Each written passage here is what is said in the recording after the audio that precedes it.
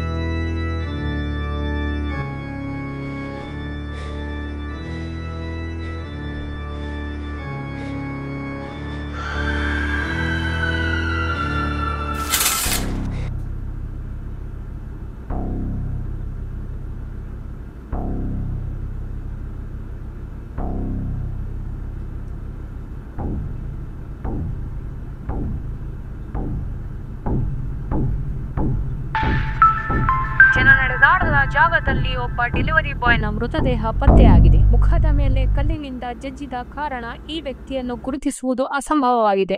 ಈ ಕೇಸಿನ ಪೂರ್ತಿ ಜವಾಬ್ದಾರಿಯನ್ನು ಪೊಲೀಸ್ ಆಫೀಸರ್ ವಿಜಯರವರಿಗೆ ವಹಿಸಿದ್ದಾರೆ. Good morning, sir. Good morning. What updates have you received about the case, Vijay? Yes, sir. Spot ಅಲ್ಲಿ ಇದ್ದೀನಿ. Investigation ನಡೀತಾ ಇದೆ. ನಿಮ್ಮ ನಂಬಿ ಈ ಕೇಸ್ ಪೂರ್ತಿ ಜವಾಬ್ದಾರಿನ ನಿಮ್ಮ ಮೇಲೆ ಹೊರಿಸಿದ್ದೀನಿ. ಹಳೆ ಕೇಸ್ನಿಂದ ಈಗಾಗಲೇ ನಿಮ್ಮ ಮೇಲೆ ಕೆಟ್ಟ ಹೆಸರು ಬಂದಿದೆ. ಈ ಕೇಸ್ನಿಂದ ಅದನ್ನ ಮುಚ್ಚಕ್ ಪ್ರಯತ್ನ ಪಡಿ. Why not, sir? ನಿಮ್ಮಿಂದ ಸಾಲ್ವ್ ಆಗಿಲ್ಲ ಅಂದ್ರೆ ಇನ್ 3 ದಿವಸದಲ್ಲಿ ಕೇಸ್ ನಿಮ್ ಕೈ ತಪ್ಪೊಳ್ಟೋಗ್ಬಿಡುತ್ತೆ. ಇನ್ 3 ದಿವಸದಲ್ಲಿ ಆರೋಪಿ ನಿಮ್ ಕಣ್ ಮುಂದೆ ಇರ್ತಾನೆ, ಸರ್. Good luck. ನಾರಾಯ್, ಈ CCTV ಫುಟೇಜ್ ತೆಗೆಸ್ರಿ. Okay sir.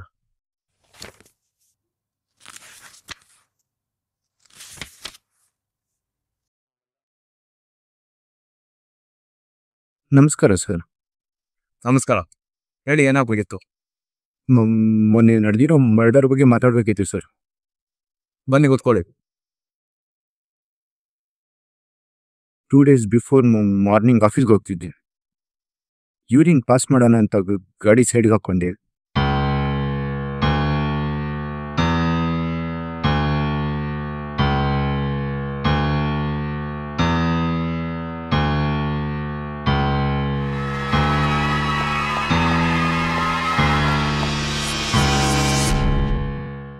ಕಣ್ಬಿಟ್ರೆ ಅದು ಖಾಲಿ ರೂಮಲ್ಲಿದೆ ಸರ್.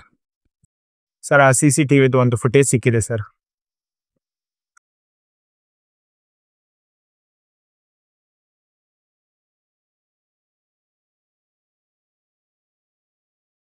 ಅಲ್ಲಿ ನೀವು ನೋಡಿದ್ರಾ?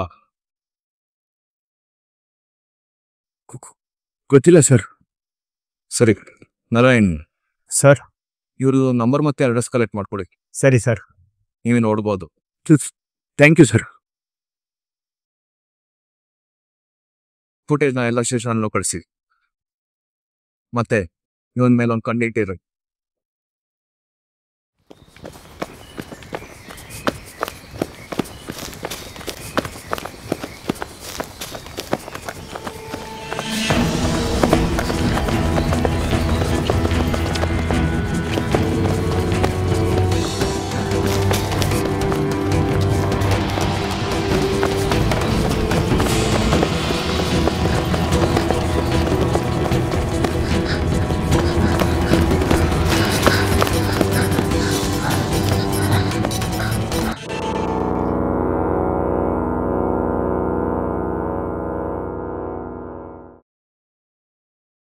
ಯಾಕೋ ನಾನಿದು ತಪ್ಪಿಸ್ಕೊಂಡು ಹೋಗತ್ತೆ?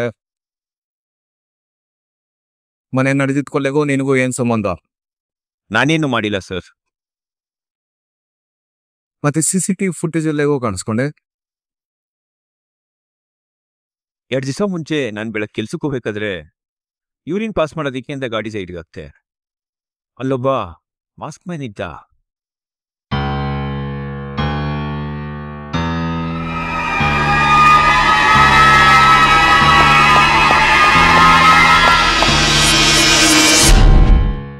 ಕಣ್ಬಿಟ್ಟು ನೋಡಿದ್ರೆ ಯಾವುದೋ ಕತ್ಲೆ ರೂಮಲ್ಲಿದ್ದೆ ಸರ್. ಮೊನ್ನೆ ನ್ಯೂಸ್ ನೋಡಿದೆ ಸರ್, ಅದಕ್ಕೆ ಈ ವಿಷಯನ ಹೇಳೋಗೋಣ ಅಂತ ಬಂದೆ. ಇದನ್ನೇ ಬೆಳಿಗ್ಗೆ ಬ್ಯಾರನ್ ಬಂದು ಹೇಳೋದ್ನಲ್ಲೋ. ಅವನ್ CCTV ಕ್ಯಾಮ್ರಾದಲ್ಲಿ ಇದ್ನಾ ಸರ್? ಇಲ್ವಲ್ಲ. ಮತ್ತೆ ನನ್ನ ಹೇಗ್ ಸರ್ ಕೊಲೆಗಾರ ಅಂತ ಹೇಳ್ತಾ ಇದ್ದೀರಾ? ರೀ ನಾರಾಯಣ್, ಏನ್ರಿ ಇವನ ಅಡ್ರೆಸ್ಸು?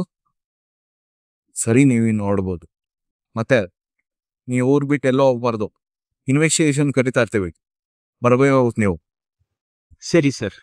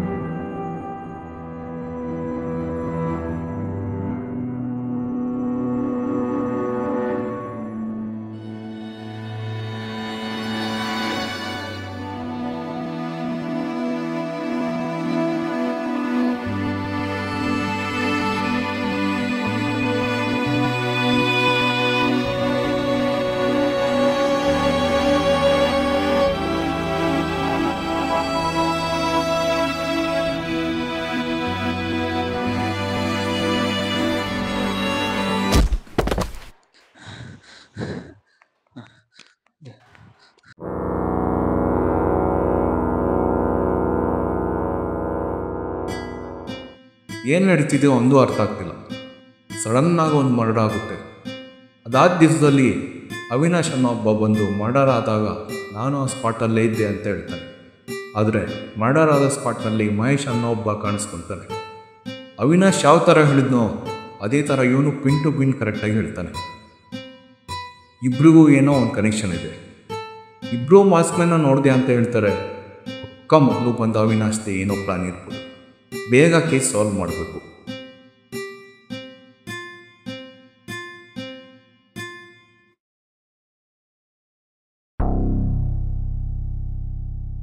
ಯಾಕೋ ಅವನಿಗೆ ಕೊಂದೆ? ಹೇಳೋ, ಯಾಕೆ ಮಾಡಿದೆ? ಆನ್ಲೈನ್ ಚುಡಾಯಿಸ್ದ. ಅದಕ್ಕೆ ಕೊಂದಾಗ್ಬಿಟ್ಟ?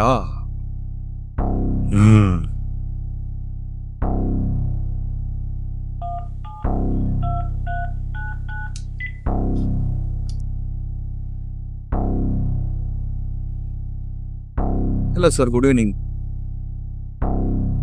ಸರ್. ಇನ್ವೆಸ್ಟಿಗೇಷನ್ ಮುಗಿತಾ ಬಂದಿದೆ. ಆರೋಪಿ ಕಣ್ಣು ಮುಂದೆ ಇದ್ದಾನೆ. ಫಾರೆನ್ಸಿಕ್ ರಿಪೋರ್ಟ್ ಬಂದರೆ ಕೇಸ್ ಕ್ಲೋಸ್ ಮಾಡ್ಬೋದು. Thank you sir. Sir, hey, ಯಾರಿಗೂ ನಾವು ಪರ್ಮಿಷನ್ ಇಲ್ಲದೆ ಒಳಗೆ ಕಳಿಸಿದ್ದು? ಆ ಮರ್ಡರ್ ಮಾಡಿದ್ದು ನಾನೇ. ಹಾಂ,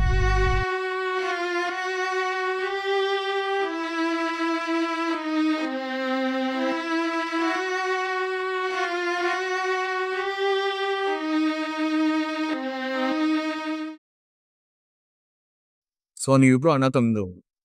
ಈಗ ಟಿಕಾ ಮುಚ್ಕೊಂಡು ಹೇಳ್ರಿ, ಯಾರು ಕೊಲೆ ಮಾಡಿದ್ದು? ಸರ್, ನಾನ್ ಕೊಲೆ ನಾನು ಮಾಡಿದ್ದು ಮಾಡಿದ್ದು ಸರ್. ನಾನ್ ಕೊಲೆ ಮಾಡಿದ್ದು ಸರ್. ಇಲ್ಲ, ನಾನೇ ಕೊಲೆ ಮಾಡಿದ್ದು ಸರ್. ಇಲ್ಲ ಇಲ್ಲ ಸರ್, ನಾನ್ ಕೊಲೆ ಮಾಡಿ ಸರ್. ಸರ್, ನಾನೇ ಮಾಡಿದ್ದು ಸರ್. ನಾನ್ ಕೊಲೆ ಮಾಡಿ ನಾನು ಸರ್. ಮಾಡಿದ್ದು ಸರ್. ಇವನಲ್ಲ, ನಾನ್ ಕೊಲೆ ಇಲ್ಲ, ಮಾಡಿ ಸರ್. ಇಲ್ಲ, ನಾನು ಮಾಡಿದ್ದು. ನಿಜ ಹೇಳ್ತಿರೋ ಇಬ್ರಿಗೂ ಒಂದೊಳಗೆ ಹಾಕ್ಲೋ? ನಿಜ ಹೇಳ್ಬಿಡ್ತೀವಿ ಸರ್, ನಾ ಇಬ್ರು ಕೊಲೆ ಮಾಡಿಲ್ಲ. ಏನೋ ಈಗ ಹೇಳಿದ್ರು ನೀವು ಇಬ್ರು ಕೊಲೆ ಮಾಡಿದ್ರಿ ಅಂತ? ನಾಬಿಲ್ ಹಿಡ್ದಿ ಸರ್. ಏನು ಆಟ ಆಡ್ತಿದ್ದೀರಾ ನನ್ನ ಹತ್ರ? ಸುಂದರವಾದ ಅರಮನೆ ಅಂತ ಒಂದು ದೇವರ ಮನೆ.